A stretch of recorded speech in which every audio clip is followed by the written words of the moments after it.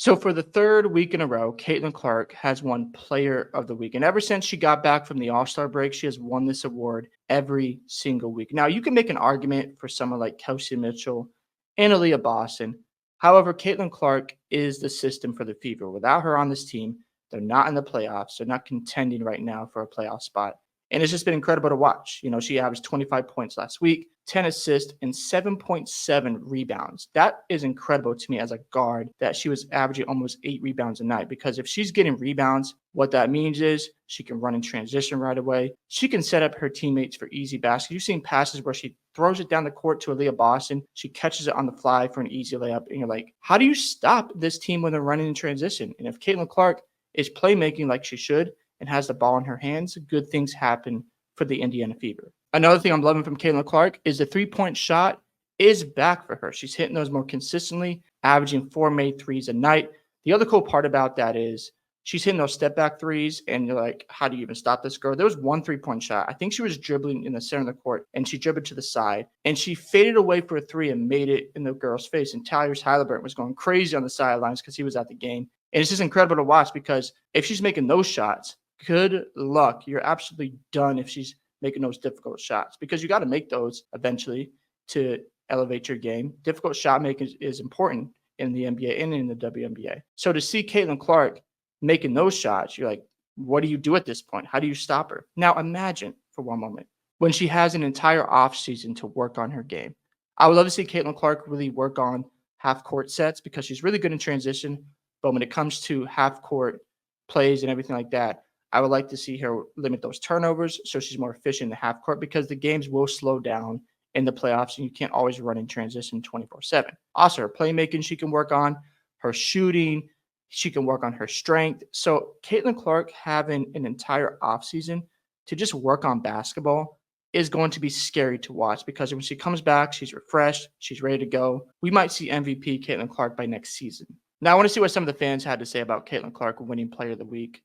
This person here admit Caitlin Clark is all WNBA first team overall 25. Cheryl Swoops, I hope you're listening, or I hope one day you finally acknowledge that Caitlin Clark is a generational talent and she is shutting you up.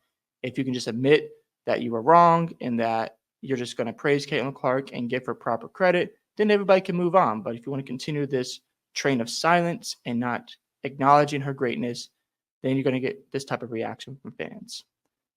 And then as you go down, but she isn't on the MVP ladder per ESPN. Yeah, it's going to happen. ESPN has their own, biases. She should be at least top 5. I don't think she's going to win MVP. That's Asia Wilson's reward. I think she'll probably get a vote or two.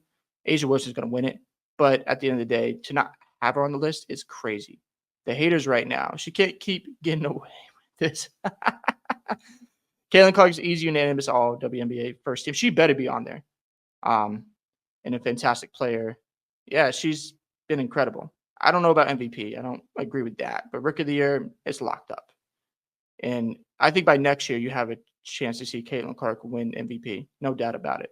I think all first team is up for grabs for her.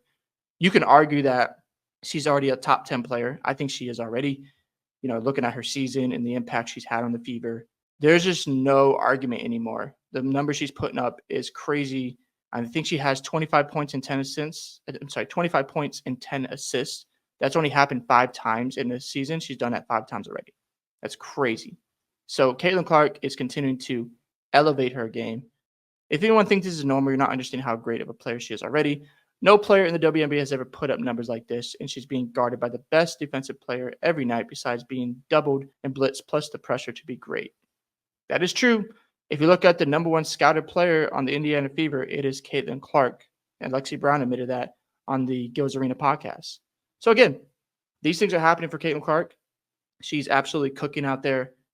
And I love seeing how Aaliyah Boston is playing alongside her. The adjustments that Kelsey Mitchell has made because her game has gone to a new level when she's learning to play off the ball and not playing hero ball, because Kelsey Mitchell is unbelievable when she's letting Caitlin Clark feed her and she's getting bucket after bucket after bucket. I would say in the next 2 to 3 years, Caitlin Clark is going to be the best player in the league. I don't want to say by next season because I like to see players get rewards. I got to see her in the playoffs. I do want to be objective. However, in 2 or 3 seasons, she will be the best player. She'll be winning MVPs, all WNBA first team. And we'll see if the Fever are contenders still, because I do have my concerns about their GM. With all that being said, though, the numbers she's putting up are just unbelievable stuff. You don't see this every day. You haven't seen this at all in the WNBA, because the record she's breaking with assists, with points as a rookie, 3-point makes, and the list goes on and on. And it's clear that Caitlin Clark is here to elevate the WNBA. So as fans out there who don't like Caitlin Clark, you want her to keep playing well.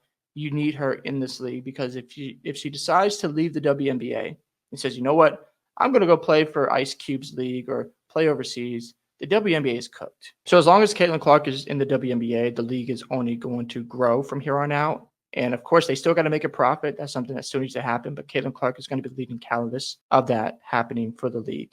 Now, do I expect the Fever to do well in the playoffs? I don't know. I think they'll be knocked out in the first round, because if they run into the Minnesota Lynx, I think they get swept. If they play the Sun, they might beat them in 3, but that's going to be a tough series. The Aces are really solid. Of course, the New York Liberty are really good. I think it's going to come down to the Liberty and the Aces to win the whole thing. But at the end of the day, the Fever are still young and they're still building, and they got some flaws on this roster. They don't have a backup point guard. They lack athleticism. I know Lexi Hall's been really good, but they still need depth. So this offseason is going to be important to keep this momentum going, and we'll see if that does happen, because the Fever have a lot of potential here. They just got to put the right pieces around Clark, Boston, and Mitchell and see what happens from there. Hope you guys enjoyed this video today. Love to hear your thoughts about Caitlin Clark winning another Player of the Week. Don't forget to like and subscribe to the channel, and I'll catch you in the next one.